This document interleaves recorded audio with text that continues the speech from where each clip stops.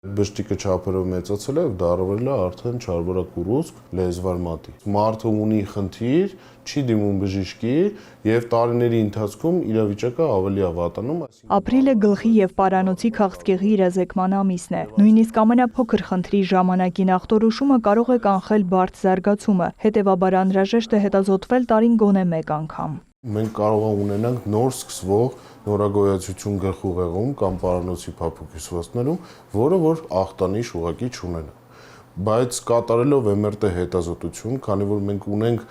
նորարարագույն մեթոդներ, որի ժամանակ մանրակրկիտ մանր շերտերով իրականացվում է հետազոտություն եւ կարող է ամենափոքր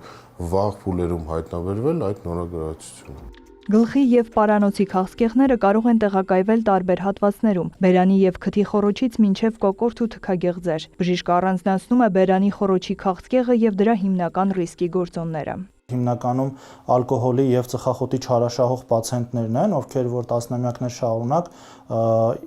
ունեն համապատասխան ապրելակերպ ու բերանի խոռոչի քաղցկեղների մեջ նաև կարելի է առանձնացնել սխալ պատրաստված օրինակ պրոթեզներից առաջացած խոցային մակերեսները, որոնք որ տևական ժամանակ չեն բուժվում, այսինքն 3 ամիս եւ ավել, եւ այդ գանգատներով պացիենտները ոնց որ դառնում են պոտենցիալ ռիսկի խումբ։ Հիմնական կլինիկական նշաններն են երկարատև ցավը եւ արյունահոսությունը։ Պացիենտները դիմում են մեզ արդեն ավելի ուշ փուլերում, դա 3-րդ եւ 4-րդ փուլերն են։ Շատ հազվադեպ են հանդիպում պացիենտներ, ովքեր որ գալիս են առաջին կամ երկրորդ փուլում, բայց այդ ամեն ինչը մեզ հնարավորություն է տալիս սկզբնական փուլերում ավելի լավ արդյունքներ ստանալ, ավելի փոքր վիրահատական միջամտությունով լուծել տվյալ խնդիրը եւ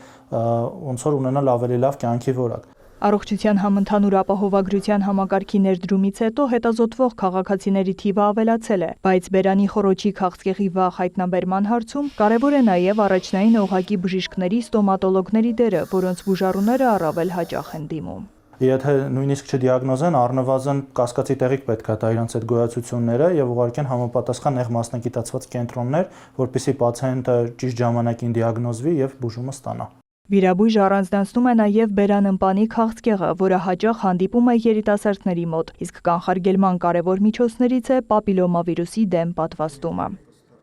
Նարեկ Ոսկանյան, Ռոմիկ Խաչատրյան, լուրեր։